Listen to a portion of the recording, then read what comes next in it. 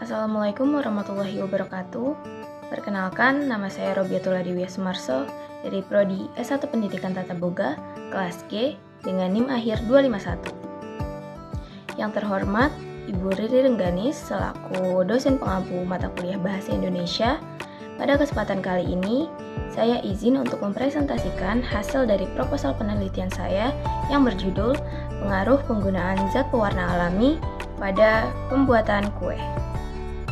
Bab 1. Pendahuluan. Latar belakang. Bahan pewarna makanan terbagi menjadi dua kelompok, yaitu pewarna alami dan pewarna sintetis atau buatan. Tujuan pemberian warna agar makanan terlihat lebih warna mencolok sehingga menarik perhatian konsumen. Bahan pewarna umumnya berbentuk cair dan bubuk yang larut di dalam air. Bahan alami biasanya diambil dari tumbuh-tumbuhan, contohnya seperti kunyit atau Curcuma domestia. Mengandung zat warna kurkumin yang dapat memberi warna kuning pada makanan. Misalnya pada nasi kuning, buah coklat dapat digunakan untuk memberikan warna coklat pada makanan, misalnya ice cream. Sedangkan untuk pewarna hijau pada makanan dapat diperoleh dari tumbuhan yang memiliki zat pewarna yang mengandung klorofil, seperti daun suji, daun pandan, dan daun bayam.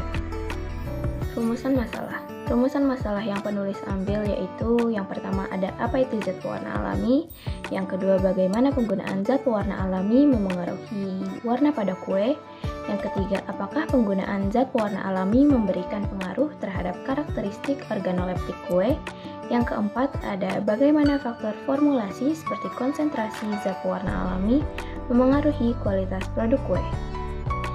Dan sedangkan tujuan penelitian yang penulis ambil yaitu yang pertama, mengetahui pengertian zat pewarna alami, yang kedua, mengetahui bagaimana penggunaan zat pewarna alami memengaruhi warna pada kue, yang ketiga, mengetahui penggunaan zat pewarna alami dapat memberikan pengaruh terhadap karakteristik organoleptik kue, dan yang keempat atau yang terakhir, menganalisis pengaruh faktor formulasi khususnya konsentrasi zat pewarna alami. Manfaat dari penelitian ini adalah yang pertama, memberikan pengetahuan baru dalam penggunaan zat pewarna alami pada produk kue. Yang kedua, memberikan wawasan kepada produsen kue tentang penggunaan zat pewarna alami untuk meningkatkan kualitas produk. Yang ketiga, membantu industri pangan dalam pengembangan formulasi produk kue yang lebih alami dan lebih aman. Yang keempat, mendorong penelitian lebih lanjut mengenai inovasi formulasi dan pengembangan produk. Selanjutnya ada batasan istilah. Agar diperoleh pemahaman yang sama antara penyusun dan juga pembaca tentang istilah pada judul proposal ini, maka perlu ada pembatasan istilah. Adapun pembatasan istilah yang terkait dengan judul proposal ini adalah sebagai berikut. Yang pertama, zat pewarna alami dalam penelitian ini mencakup pigmen atau substansi warna yang berasal dari sumber alam, seperti tumbuhan, buah-buahan, atau hewan.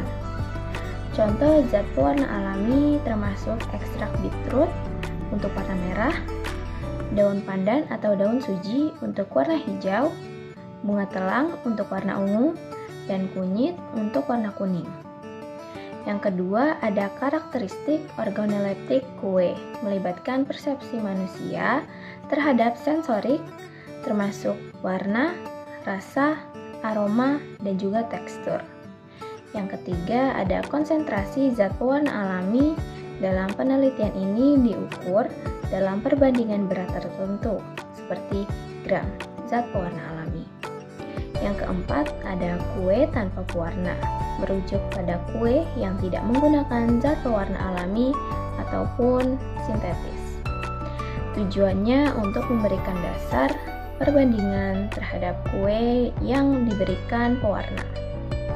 Bab 2. Kajian pustaka. Penelitian terdahulu yang relevan. Untuk mendukung permasalahan terhadap bahasan, peneliti berusaha untuk melakukan penelitian dan membaca berbagai macam literatur yang masih relevan terhadap masalah yang menjadi objek penelitian saat ini. Selain itu, yang menjadi syarat mutlak bahwa dalam penelitian ilmiah menolak plagiarisme atau mencontek secara utuh hasil karya orang lain. Oleh karena itu, untuk memenuhi kode etik dalam penelitian ilmiah, maka sangat diperlukan eksplorasi terhadap penelitian-penelitian terdahulu yang relevan. Tujuannya adalah untuk menegaskan penelitian, posisi penelitian, dan sebagai teori pendukung, guna menyusun konsep berpikir dalam penelitian. Salah satu jurnal penelitian yang penulis baca, yaitu berjudul Sumber Pemanfaatan Zat Warna Alam untuk Keperluan Industri, yang ditulis oleh Titik Puji Lestari yang diunggah pada Desember 2020. Jurnal ini membahas tentang kepedulian terhadap kesehatan dan lingkungan yang menjadikan pewarna alami diminati dan digunakan di dalam dunia industri. Jenis warna dan kandungan senyawa kimia dihasilkan dari sumber pewarna alami beraneka ragam. Selanjutnya ada landasan teori. Yang pertama, pengertian zat pewarna alami dan zat pewarna sintetis. Yang kedua, pengertian persepsi konsumen. Yang ketiga, pengertian evaluasi sensori. Yang keempat, pengertian keamanan pangan. Yang kelima, pengertian industri pangan. Dan yang terakhir, pengertian inovasi produk. Bab 3. Metode penelitian. Jenis penelitian. Terkait dengan jenis penelitian dalam proposal ini, jika ditinjau dari rancangan penelitian kualitatif, yaitu mengumpulkan dan menganalisis data dalam bentuk teks ataupun gambar, untuk memahami konteks, makna, dan kompleksitas fenomena. Penelitian kualitatif adalah penelitian yang bermaksud untuk memahami fenomena tentang apa yang dialami oleh subjek penelitian, misalnya motivasi, perilaku, persepsi, tindakan, dan lain-lain secara holistik, dan dengan cara mendeskripsikan dalam bentuk kata-kata dan bahasa, pada suatu konteks khusus yang alamiah dan dengan memanfaatkan berbagai metode alamiah, menurut Moellon. Salah satu ciri penelitian kualitatif adalah data yang dikumpulkan berupa kata-kata, gambar, dan bukan angka-angka. Dengan demikian, laporan penelitian akan berisi kutipan-kutipan data untuk memberi gambaran penyajian laporan tersebut. Peneliti juga menggunakan catatan lapangan berupa catatan observasi dan sumber lain. Selanjutnya ada pendekatan penelitian. Pada penelitian ini, penulis menggunakan pendekatan kualitatif, yaitu pengamatan, analisis, atau penelaahan dokumen. Penulis memilih jenis pendekatan ini karena adanya pertimbangan, yaitu menyesuaikan metode kualitatif lebih mudah jika berhadapan langsung dengan kenyataan yang ada. Dengan pendekatan ini, peneliti bisa menyajikan secara langsung hasil penelitian yang penulis lakukan. Sumber data dalam penelitian ini adalah subjek di mana data tersebut diperoleh. Sumber data dalam penelitian ini ada dua macam, yaitu sumber data primer dan sumber data sekunder. Selanjutnya ada teknik pengumpulan data. Teknik yang penulis gunakan ialah yang pertama observasi partisipan, yang kedua wawancara terstruktur, yang ketiga dokumentasi, yang keempat tinjauan literatur. Sedangkan teknik analisis data yang penulis gunakan ialah yang pertama reduksi data, yang kedua triangulasi, yang ketiga menarik kesimpulan. Berikut merupakan daftar rujukan yang penulis gunakan. Sekian presentasi proposal dari saya, kurang lebihnya mohon maaf. Wassalamualaikum warahmatullahi wabarakatuh.